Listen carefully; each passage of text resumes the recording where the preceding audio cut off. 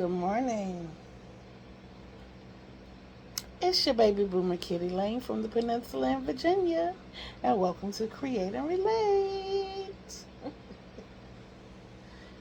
Y'all, for real, it is like 1:15 in the morning, and I have been recording this video since 6 o'clock yesterday morning. But it was like a kind of, no, it wasn't weird. I'm not even, no, it wasn't weird. And it was my fault that I didn't post.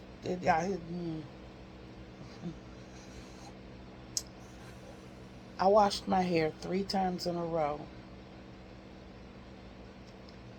and did not detangle it. Just pulled it back into a makeshift ponytail bun, whatever you want to call it. So because of that, my hair kicked my butt today. It took me 6 hours to detangle this stuff on my head and get these little makeshift ponytails in it. I say I'll never do that again, but I'm not gonna tell that tale. And one part of the reason it took me 6 hours is because I find it difficult to hold my arms over my head that long because of my arthritis and my MS. So I had to take frequent breaks. I'm sorry. Ain't no need for me to yawn. Can't go to bed. I have a guest in my bed, about 6 years old. He calls me grandma.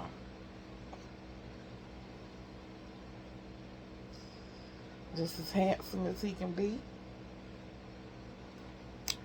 He came to me and he said, "Grandma, may I sleep with you tonight?" And I was like, okay.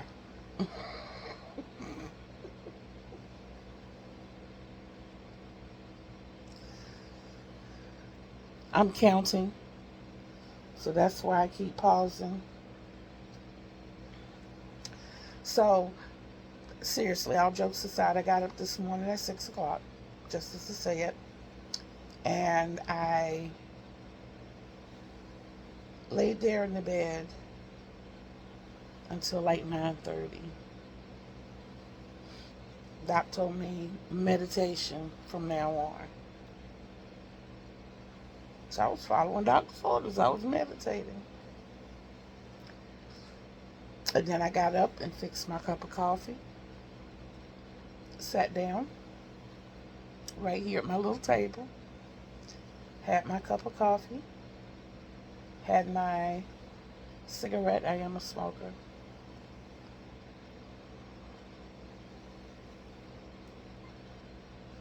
And had my 5 subject notebook and my ink pen. Because I draw out my list for the day of the things that I plan to do for the day. That was the plan. And then, excuse me, instead of a daily diary, it's more like a life diary. Because of the fact that I am also a poet and a writer, I always have to have something with me that I can jot things down. Either ideas for stories or um, ideas for poems, also motivational speaker, and even along with that, sometimes the topics that I want to talk about here. So the goal was, and I always set my goals like really, really, really high. So if I don't make them, I have to do at least half. So the goal today was 9,000 stitches crochet. Um, However it came, I knew that I was going to focus on the blanket that I'm making for the sprats. Um, and I was also going to focus on scrunchies, bucket hats, and ear warmers. So about the first hour, I'm crocheting. I'm doing good. I got like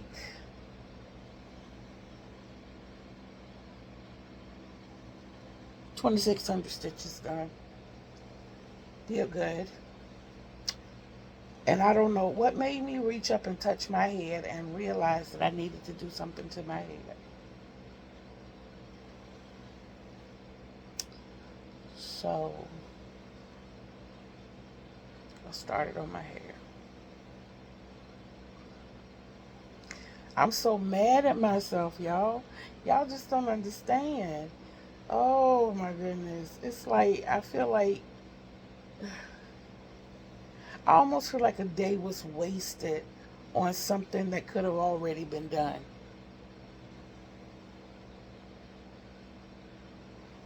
Silly me.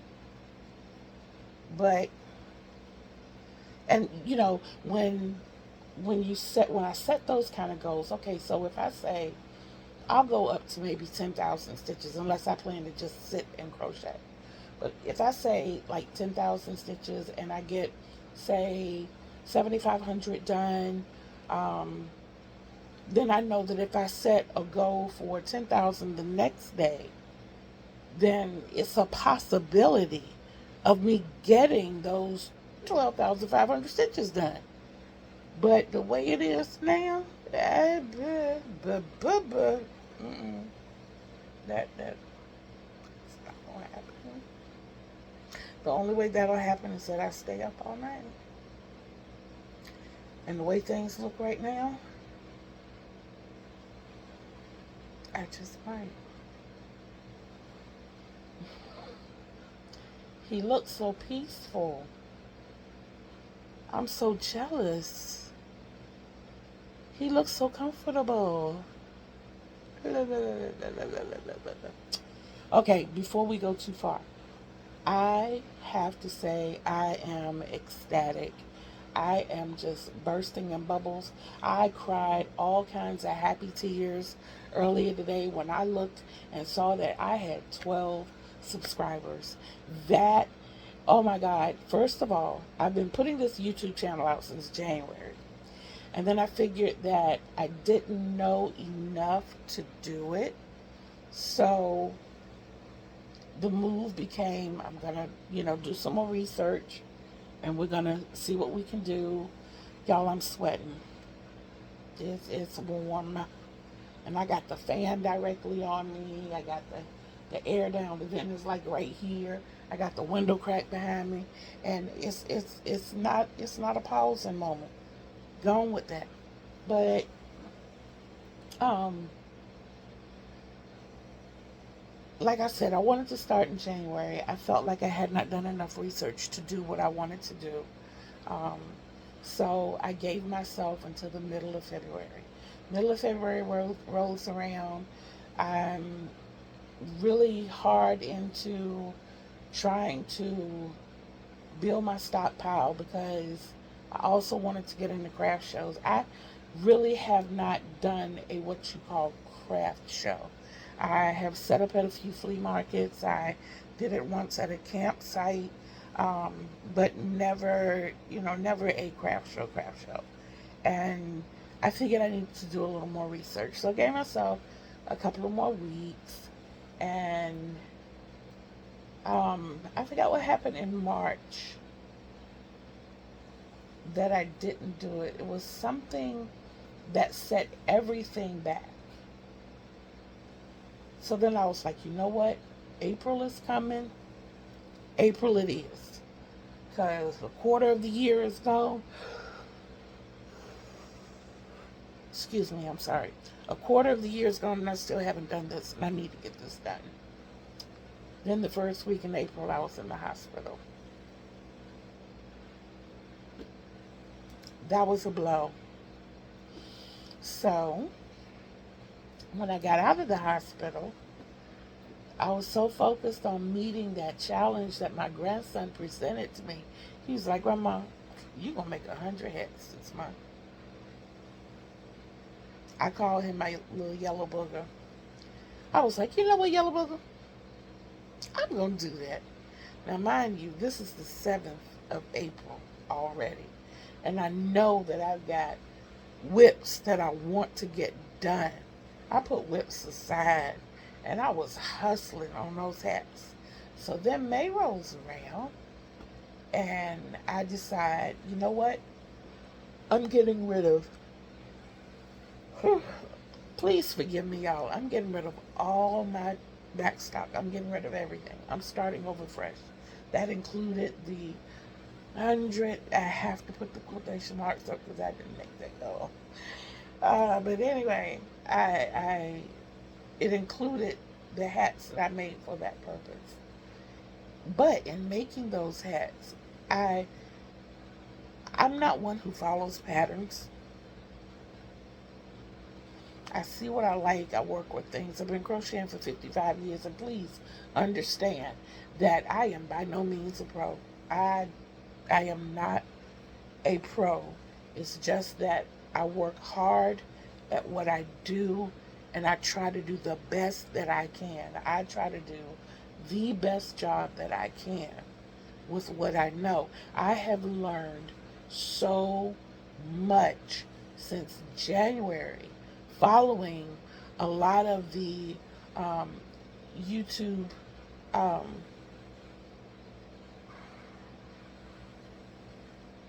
crafters, creators.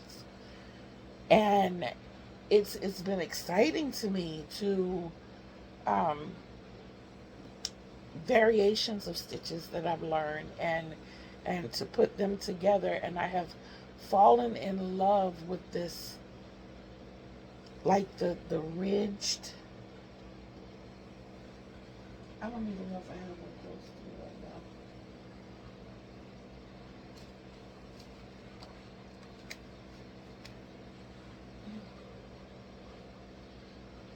I have fallen in love with this. I have absolutely fallen in love with this texture. Front post double crochet, yes. And it just, that plus the bucket hat phenomenon that's going on now. Um, so I typically make beanies and tams. Usually my uh, buyers are typically, I can say that I'm a part of their generation now. I just turned 60 in December and I'm loving it.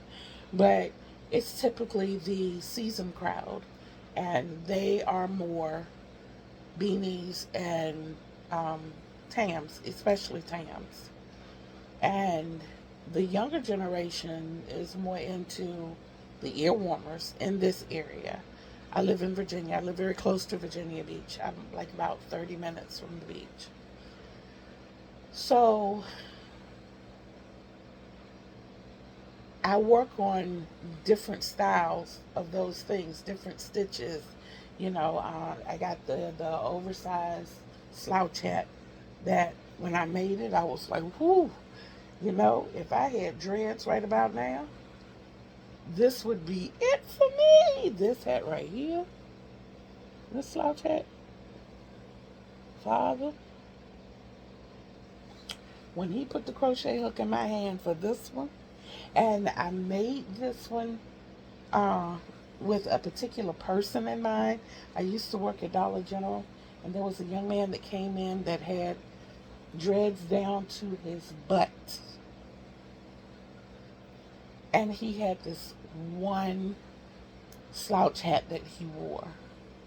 And when I made a slouch hat for him, it was right at the time my mom had started radiation treatments. And I left my job to take care of my mom, so I never saw him again.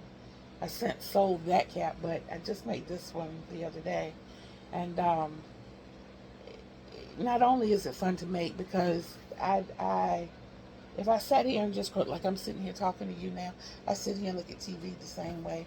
So if I just outright crochet, yeah, I could get a tam done, and I mean a hat done, and I'll probably even a slouch hat.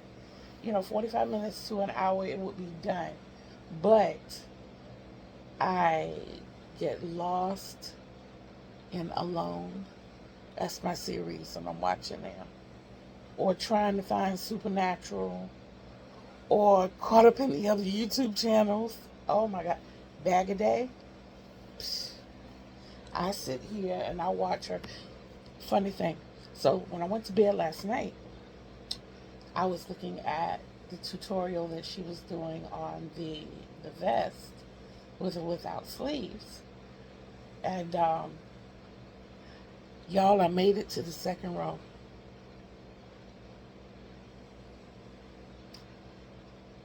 I saw it when she chained 5. And went right back in that same stitch with a sister was gone. I was out. I was out. And I think the only reason I'm not out, 2 reasons I'm not out tonight is because, like I said, I have a visitor in my bed. Number 1. And number 2, I never took my second happy pill today. I have developed anxiety really, really bad. Okay. I've had an eclectic life, I guess is the best way to say it. I've had the best of the best and the worst of the worst. And there are a lot of things about my life that I would not change. If I had to lose anybody in my life today, I would not change a thing, the bad or the good. I really wouldn't. But if it were meant that I could keep everybody that I have, there is a lot of bad, a lot of bad that would be removed from my life.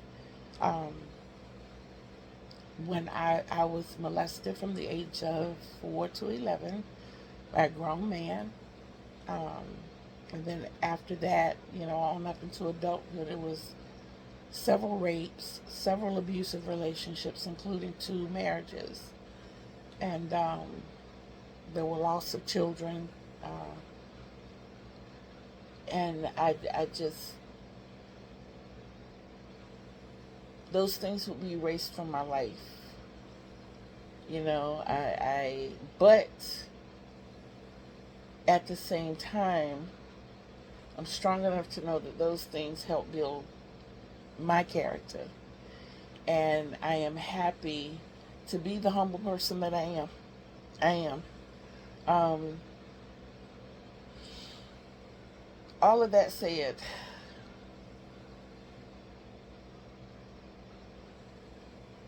I forgot what I was saying. That's the 60 thing.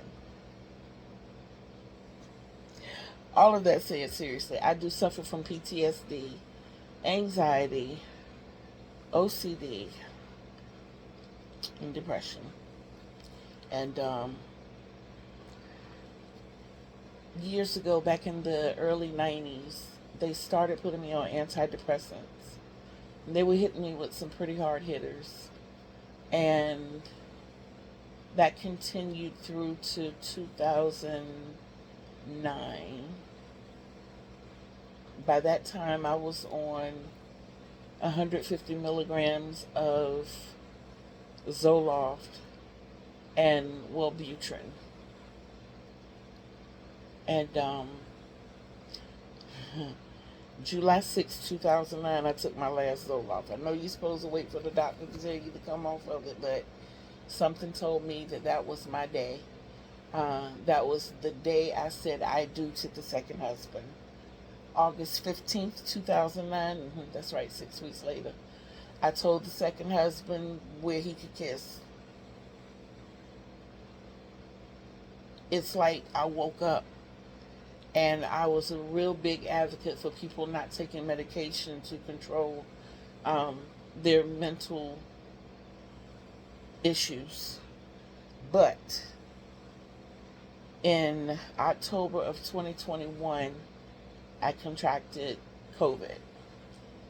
Already having been on lockdown from March of 2020 until, and then suffering and I say suffering for a reason, but suffering a huge move from a family home to an apartment in another city. Um,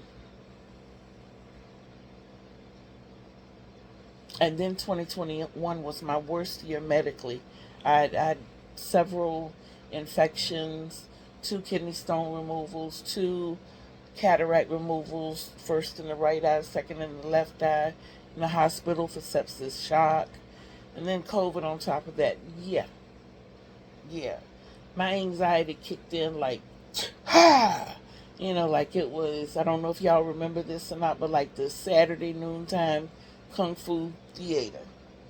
Yeah, it was not pretty. It was not pretty at all. So my doctor finally convinced me to try, I call it my happy little green pill.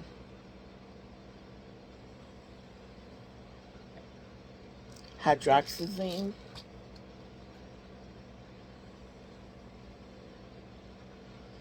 I think everybody around me is happy that I take those happy little green pills.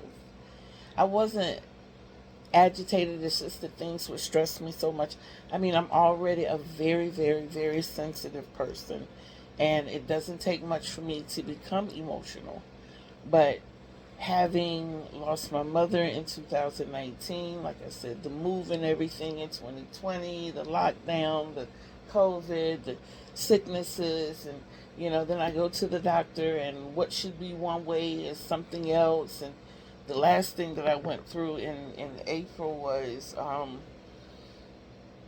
the cough induced syncope. I developed a cough from the COVID, and I was coughing so hard I was passing out. On April 2nd, I passed out, and I was out for over an hour. And the only reason I know is because I was texting my daughter. And when I looked at the timestamp, I realized how long I had been out. And I don't know if I must have hit something on the way down, but I developed a concussion. And I stayed in the hospital for the first week of April behind that. Well, the heart doctor, because I'm a heart patient, decided he wanted to take me off of all my medications. At this particular time, I was not taking the happy pill.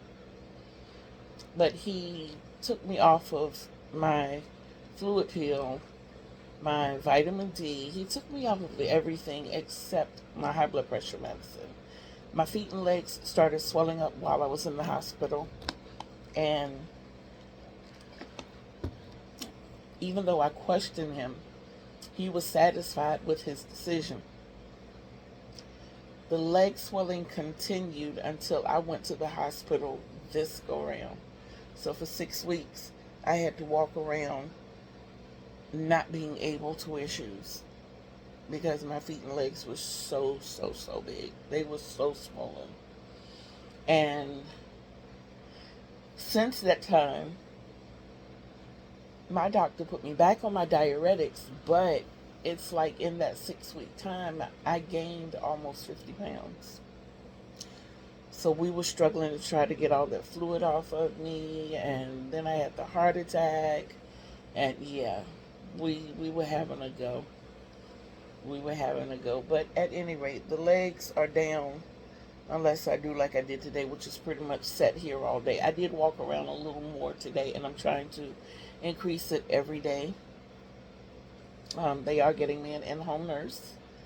So my ultimate goal is I want to be healthy.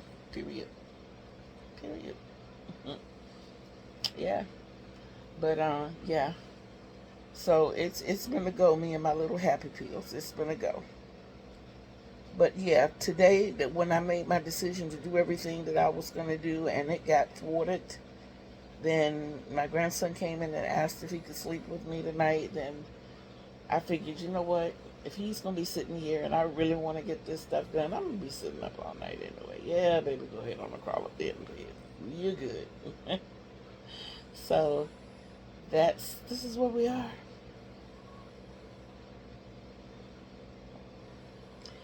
I have to say I like the fact that I have more spunk. I have more pep. Yeah. But yeah, I just wanted to pop in, first of all, to thank everyone who came in and subscribed.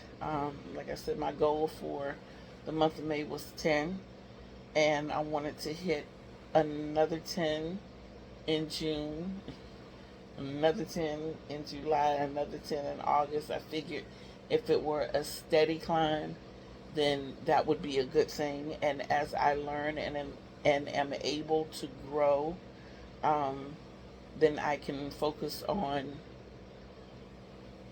as I'm learning, I can focus on putting more out. I'm not sure about tutorials. I don't mind doing reviews, and I'm putting it out here for anybody who's listening. I would love to be a pattern tester. Um, I'm not saying that I won't do patterns. I have done patterns.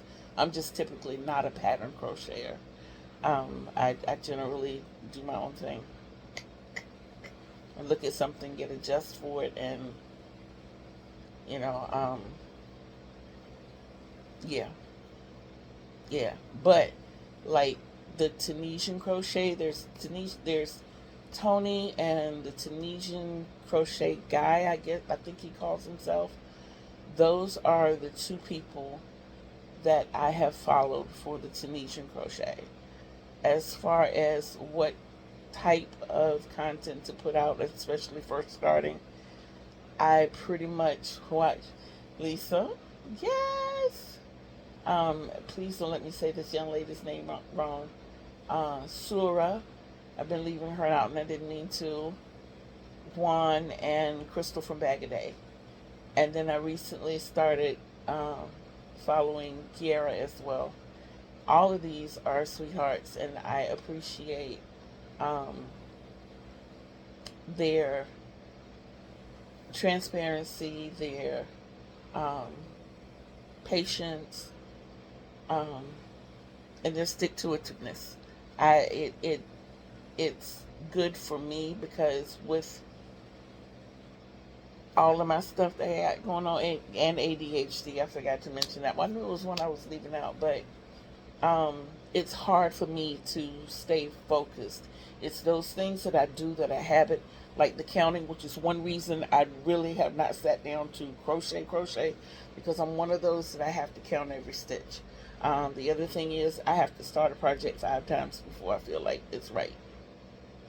And I don't mean like do my slip knot, chain a couple of stitches, take it out, and do that all over again. Sometimes I will get well into the project, and because I tell myself each time, it's not going to take 5 times this time. It's not going to take 5 times this time.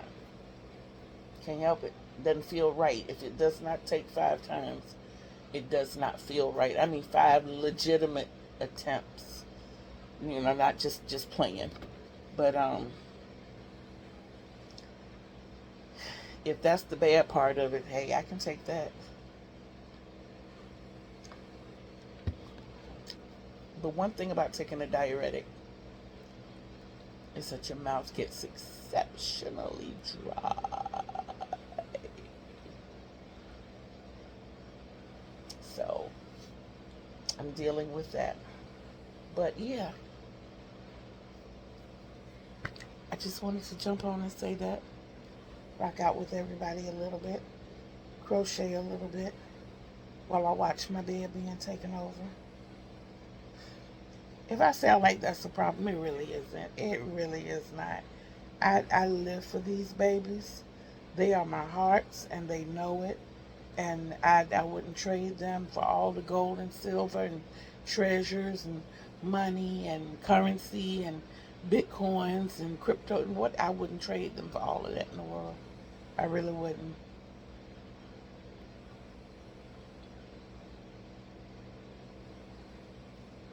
Yeah, they are my honey bunnies.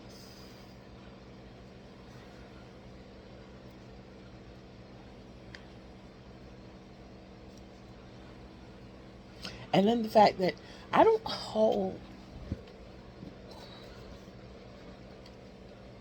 I don't hold my hook and my yarn like everybody else. I look more like I'm choking everything. To me, I do. And I don't know, I just think people would think that I'm weird the way I crochet. And it's not about what people think. I understand that. But at the same time, you know, it's just one of those funny things. You know?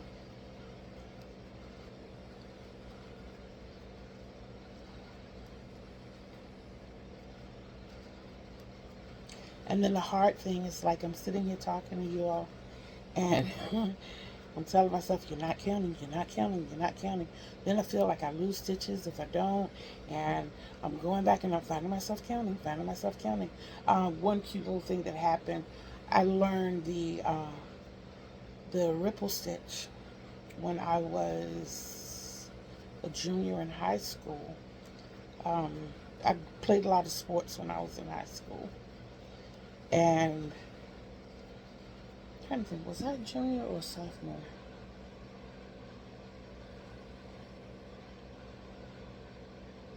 I was a senior.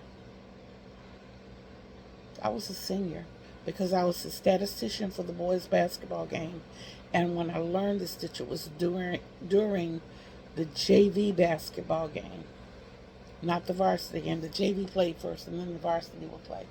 And while the JV was playing, I noticed the parent of one of our basketball players sitting on the top bench across from the scorer's table crocheting. And I was looking at the stitches just going, I was like, wow, that is so pretty. Ooh, if I could only do that. So I go over and I climb the bleachers and I sit beside her. I'm like, Miss Williams, how you doing? That's so pretty. And she's like, yeah. Do you know how to crochet? And I said, yes, ma'am. And she dropped needle and everything. Of course, I I went and retrieved her needle for her. And came back and she said, let me see. I said, I don't know that stitch. I don't know. She said, can you double crochet? And I said, yes, ma'am. She said, that's all it is. Double crochets and chains. Double crochets and chains. That's all it is. So I was like, okay, come on, let me show you. And she showed me, and she said, you know what? Next week, bring your yarn. I'll get you started, and you're going to make an Afghan next week. I'm like, okay, all right. She didn't know I was serious. I was so serious. Because I asked my mom, I said, look, I'm going to make you an Afghan. Miss Williams is going to teach me how to make an Afghan, and I want to make it for you. I want to make the first one for you. What colors do you want? My mom, straight off the bat, red, black, and green. Okay, all right. So we went and purchased the red, black, and green yarn, and I had my I don't even remember where I got the yarn from. That was so long ago. I really, really don't. I really don't remember. I want to say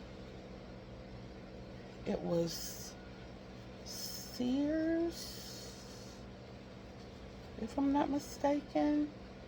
But at any rate, went and got the yarn, and I go crawl atop the bleachers and sit down beside Miss Williams. She's like, okay, well, to start out, you're going to chain 312. And I'm like, anything that I had ever made, I never chained more than 100, and I made a lot of cute little things. And I mean, really no more than like 125 maybe. And that was when I was making the little lap throws. I made a lot of those when I was in high school. So I sit there, I'm chaining the 312. I get to 312 and we start. We're on our way. We're getting started. And she didn't know what kind of learner I was. I'm one of those, tell me what to do, then guide me through it. You know, I'll do it while you're doing it. I'll do it on my end while you're doing it on your end. Um, I hear you, but I want to be able to apply what I heard. So that's how I learn. And she goes on and she's telling me, and we're going through. She still wanted to stick to her where she's like, okay, now you're going to chain two and turn your work. And not in this stitch, but right here. And I'm like, Miss Williams, can I watch you do it? And I do it while you're doing it? She's like, I'm teaching you. Yes, ma'am. Yes, ma'am. So it felt like it took me forever that night to learn it, but once I got it, I got it. And I went on for a week, got my mom's Afghan about a third of the way done, and my ends were all wonky. They were oh my God, yes. Truly looked like a snake charmer. So Miss Williams says we're gonna have to fix that. So I grabbed my bag of yarn and I hustle back up and sit beside her, and we're rolling, we're frogging this entire Afghan. My mother looked up and saw it. My mother was the scorekeeper.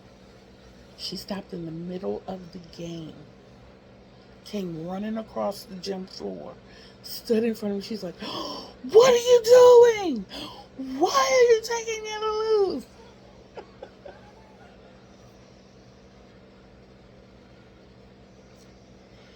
And I'm just pulling because it's wrong. I gotta get it right.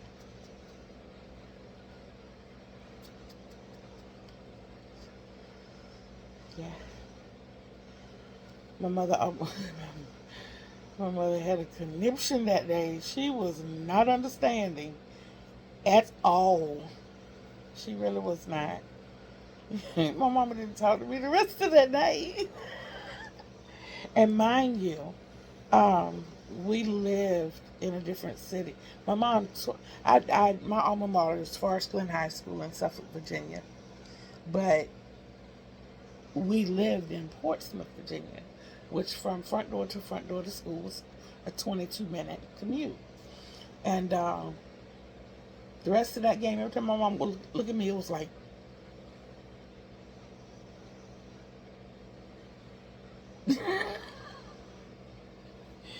all the way home, she said nothing to me. The next day, she was, and I grabbed my crochet because I was going to take it to school with me, so that when I had my study block, I could crochet, or during homeroom, or while waiting for her after school. Because, you know, with me being as athletic as I was, my mother coached a lot. And if I didn't have anything to do, then I was waiting for her. She was like, you're not taking that with you today. What? Why? I gotta catch up. You catch up at home. So needless to say, that had a little bit to do with me learning how to crochet without looking at every single stitch. Yeah. Because I would sit up at night in the dark with my boombox playing and crochet in the dark. Mind you, black yarn. Red, black, and green. Yeah, sure did. So if I made mistakes the next day, and I would make sure she saw it. I, I, I can't take my crocheting with me. Okay, watch this. See what had happened last night? I was trying to crochet, and I had to have my lights off, and I needed to catch up on this, so I messed up on 4 rows.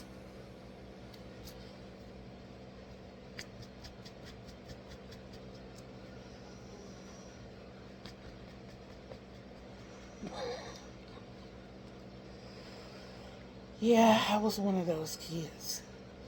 That is not right. Wait a minute. Hold on, hold on, hold on, hold on, hold on. Hold on. Did something I wasn't supposed to.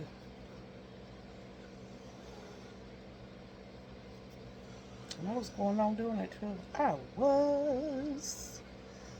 But I fixed it. Now it's okay. It's okay.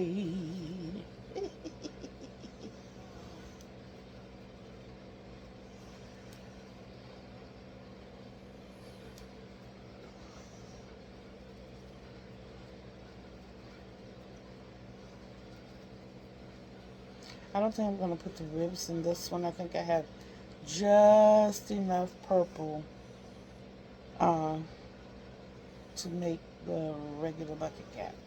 So I'm going to leave the ripples out of this one. Although I do love that stitch. I love the texture. I love the fact that the hat is just so spongy. Oh yes. But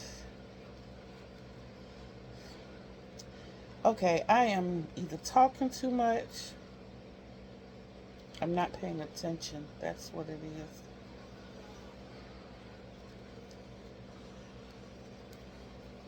There we go. I felt like I had my groove for a second. Everything was just hey, hey, hey.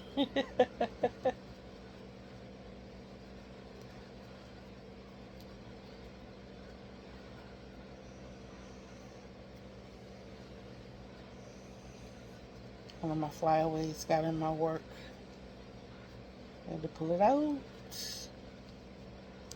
I don't want nobody else burning my hair or creating spells with it.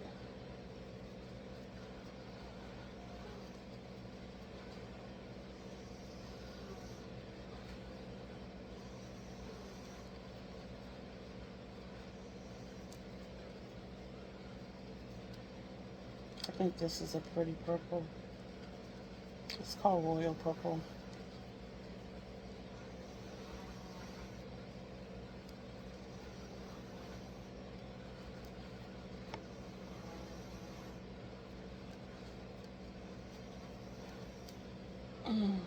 Ouch. Feet starting to hurt.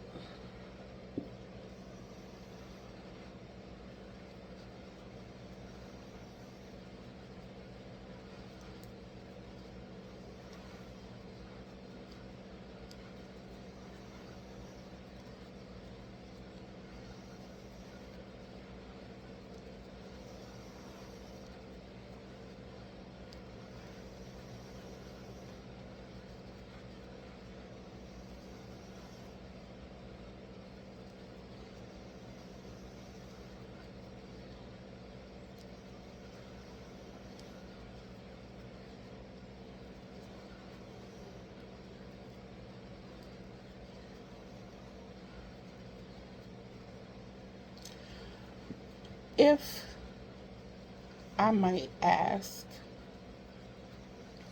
I know that a lot of YouTubers, crafters, creators use Etsy. I tried Etsy years ago and it was not a very good experience for me. Um, what are some other sites that you all would recommend? I'm not too sure about Pinterest. I haven't really looked into them. Usually mine is generally by word of mouth. But being that I am disabled and at home now, I would like to kind of beef things up and do more and do better, you know. I'd like to get these things out. It's something, creating is something that I love, and uh, yarn is something I think should be shared with the world. I do. I really do. I just think it's I think when people have crafts, when they have artistic abilities, that it's there for a reason, and it definitely brings pleasure to me as I'm crocheting. But I would hope that my work would bring pleasures to others. And I'm more of the selfless crocheter, because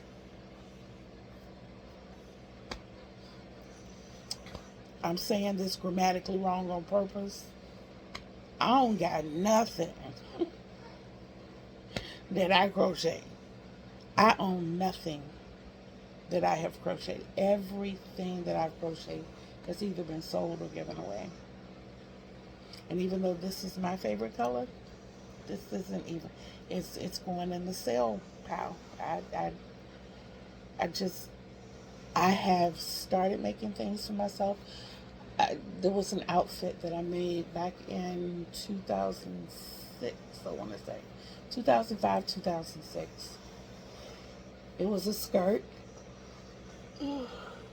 Excuse me. It was a maxi skirt and a vest, and I forgot the stitches that I was using and everything, but I added the plastic beads to it, to the bottom part of the vest, and I got all the way to doing the outline around the sleeves or the sleevelessness, and decided that I wasn't going to wear it anywhere. And I frogged the whole thing. I mean, I made the skirt and everything.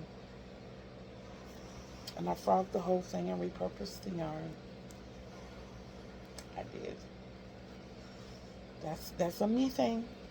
That's what I do. I had started a little group when I first started doing spoken word back in 2010. So around 2010, 2011, and maybe in the beginning of 2012, um, I started Help for the Homeless of Hampton Roads. And the way it started was me and my crocheting. Uh, Sitting at home having nothing to do on my days off, and I would crochet hats. I would make the fingerless gloves. Um, and then I noticed I had like a whole pile of stuff. And at that time, just about everybody was home. We had a 3-bedroom home. And it was my mother, my 2 girls, and myself. So being that I was the last one to come back home after my second marriage, after I told him where to go, uh, the living room was mine. So I really didn't have anywhere to put these things, and I'm making them, and I'm hoping that, I can get these things out here. I can sell them. I did a lot of scarves as well. Um, that I could really get these things out here to sell them. But the piles were just getting so big, and I left 7-Eleven and went to Dollar General, and I was in downtown Portsmouth, Old Town, if anybody's familiar with Hampton Roads, Virginia. Uh, and I realized the number of homeless people who would come into Dollar General, and I realized how much they were using the 5-finger discount in Dollar General. And my thing is, kill them with kindness. So I bought one of the little Dollar General bags, went home, and packed it full of hats that I'd made. It must have been like 30, 40 hats that I had in there. So every time one of the members of the homeless community would come in the store, I'd give them a hat. I did this for like a couple of months, doing it like maybe 1 or 2 days a week. So I'm still making hats, you know, and I'm still making the wristies and the ear warmers and the scarves. I'm still making all of this. And um, even some members of my poetry community started asking for things. And, you know, I would sell some things that way. But then I realized that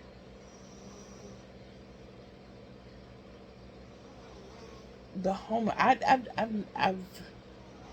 drove cab for a while. So that was how I encountered a lot of the homeless community. And I was never that one who would outright give them money, even if they asked for money. If you're hungry, I'll feed you. If you're thirsty, I'll get you something to drink. You know, and on a good day, if you smoke, I might get you a pack of cigarettes if I did good in the cab that night. But there was this one lady, Miss Mary, bless her heart, I love her dearly.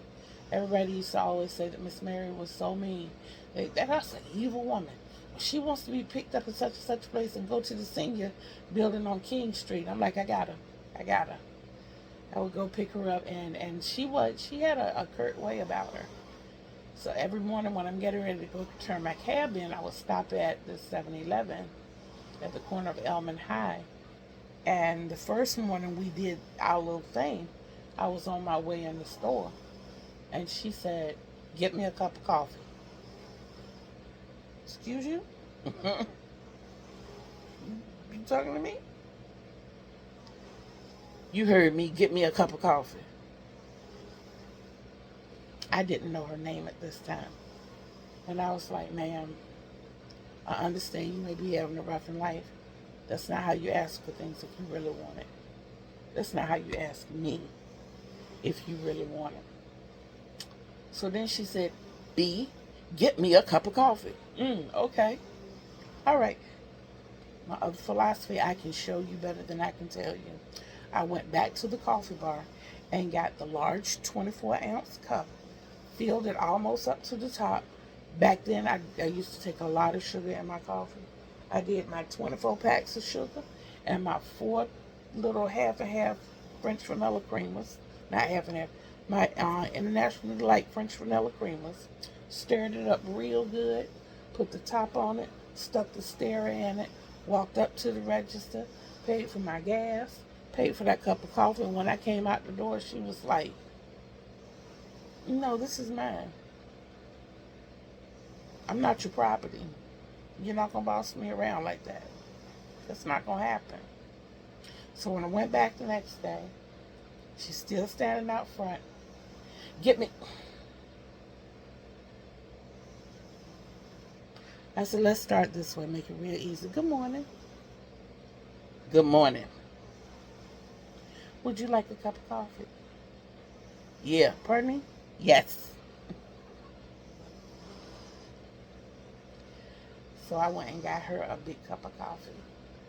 I just bought her creams and sugar. And I said, "How do you like your coffee?" And she said, "Mary."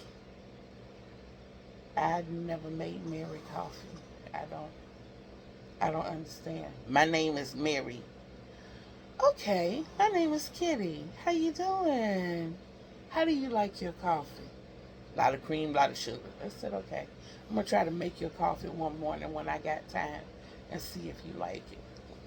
I knew better than to put as much sugar in somebody else's coffee. I would never do that. So my mother always told me, as a general rule, 2 packs of sugar to every cup creamer. Creamer cup, cup creamer, cup of creamer, creamer in the cup, whatever. So I still wanted to go with the 4 creamers because I didn't know whether she liked her coffee light skin, sandy, a little brown, or chocolate. I know coffee goes through many different phases, but those are usually the basic 4. Either light skin, sandy, a little brown, or chocolate. And she said she liked her coffee light skin when I asked her the next time. So I made her coffee look like mine. It just didn't taste like mine, because mine was so weak. I didn't make hers that sweet, but she said it was good. So then I would make her coffee. I would go in and she would just say, "Good morning, coffee please. Good morning." coffee, please. So I would get her coffee, but I would never put money in her hand. Uh, I had seen too many times where money was given and it was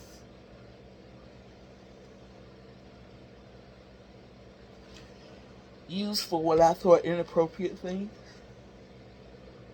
Because to me, if you're thirsty, you're going to drink coffee, tea, water, or juice, not a beer. I don't have anything against alcohol. Every now and then I do partake. My drink of choice is Bacardi rum. Even though it's been forever since I've had some, but that's my drink of choice. But at the same time, if I am in need, if I am in dire straits and someone give me money, the last thing I'm going to do with it is spend it on a drink. That's not going to happen. And I guess, from my own morals and values, there are just certain things that I would not do. Like I said, I don't put money in their hand, but if they're hungry, I'll feed them.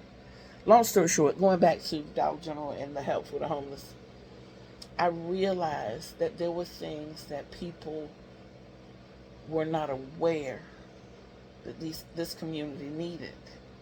Inevitably, when they would come into Dollar General, they would bring a certain not too pleasant aroma with them. So, being that we got paid weekly, every week I would buy 10 bags. I would buy 10 body washes, 10 scrunches, well, some variation of this. So by the end of the month, I would have nicely packed bags. I got things like hand sanitizer, paper towels, powder, lotion, oil, socks, t-shirts, underwear. And I would tell them when I gave them a bag, if there's anything in there that doesn't fit, swap. Working at Dollar General, excuse me, lots of times things would penny out. So before we were instructed to throw them away, I would buy the items when they were for a penny. And yeah. And I remember one young lady, we went down, we had a big giveaway one time. I got the poetry community. We had a poetry auction, and where you bid it on dates, and it did really, really well. So we assembled, like, I forgot, Taya and I did it, and it was over 50 bags. It was a lot of bags that we assembled. And these bags were packed to the brim. I'm talking scrubs, like hospital scrubs, and like these moo-moos, perfumes, toothpaste. We had switched over to a different kind of a toothpaste once. And it went from a toothpaste that really wasn't selling, and it, for some reason, we had tons of it. But we put like 2 and 3 tubes of toothpaste in a bag, and not just one toothbrush, but packs of toothbrushes. It did really well.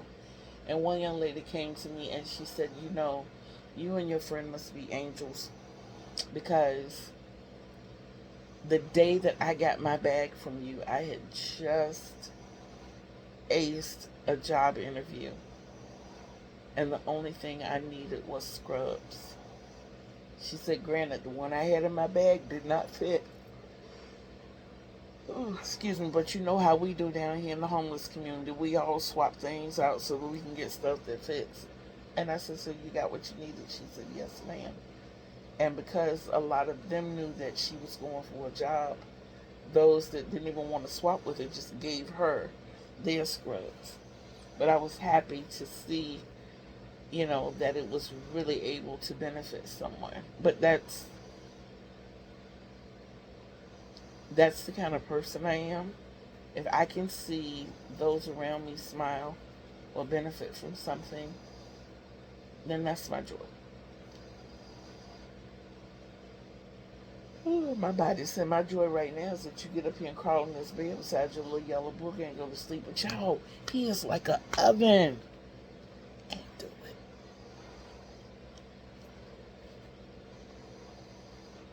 I'll sit in this chair and go to sleep first. I can't. I'm hot. But he's precious. It's like my granddaughter went crawling in her mama's bed. Yes.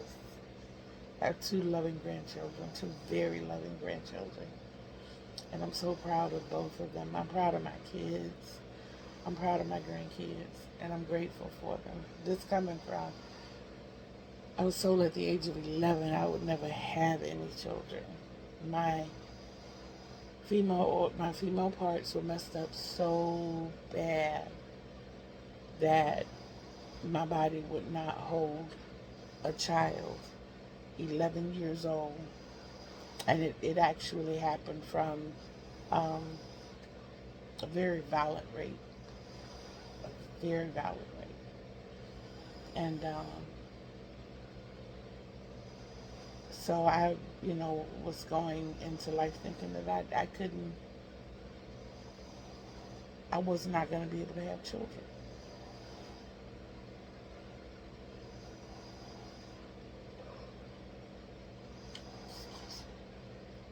Excuse me. So when I had my first daughter at the age of 18, and she looks just like me,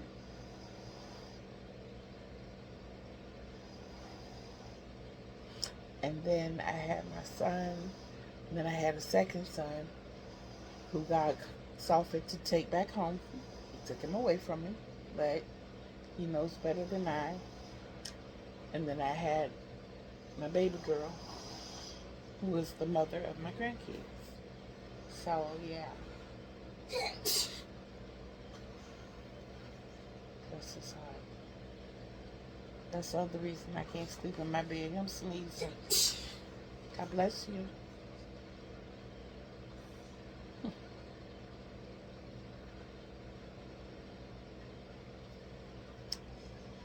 Well, I think I have captured enough of your time. I'm going to sit here and knock out this bucket hat. And later on today, and I am going, I promise, I will, oh, please stop grinding your teeth, baby. No, no, no, no, no, no, no, no. Oh, we're going to have to get him some teeth guards. Because I can't do that. But,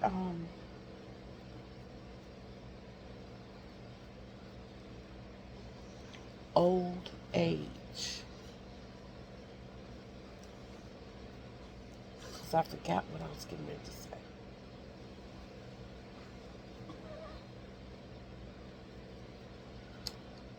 At any rate, I'll go from a different angle. Maybe it'll come back to me.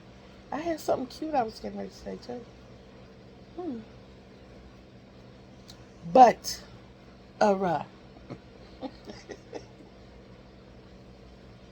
I am going to finish my little cap here. Turn my series back on alone.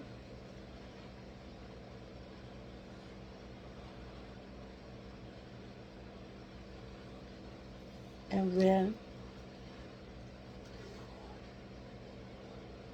I'm sorry, that one was because he turned over and yawned. And y'all know yawns are contagious. But at any rate, and then I'm going to get him up and send him to the bathroom again. And sit back down and finish crocheting. And finish watching alone. I'm just starting season 3. I had seen seasons 1 and 2 before. When I found out they were doing 15 seasons on Hulu, I was like, oh, seems like I'm going to be starting from the beginning. All over again. Starting all over again. But it wasn't rough. It was real simple. But I'm getting ready to start on season 3. Like I said, I am definitely going to be posting later on this evening. I am. And then I will show you my whips, and at least a couple of them. And maybe by then I'll be finished one of those. Maybe.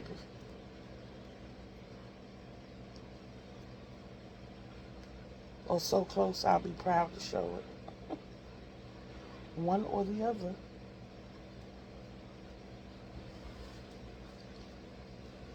Get up and go to the bathroom, baby. Go to the bathroom. Okay? Go to the bathroom for me.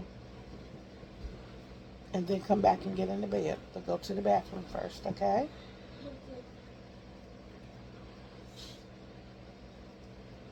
Bless his heart.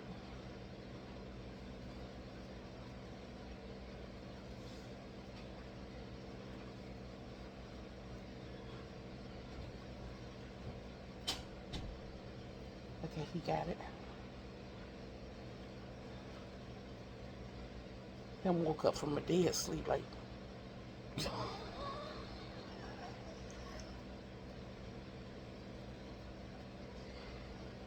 Yeah, but like I said, I will be showing you my whips. And I will show you all of my finished objects as well. Because one of my whips is so huge, and I just took it on, and it's another one that I put everything aside for. It doesn't seem like I got that many finished objects, but I'm proud with the ones that I have completed. I think I've done really well.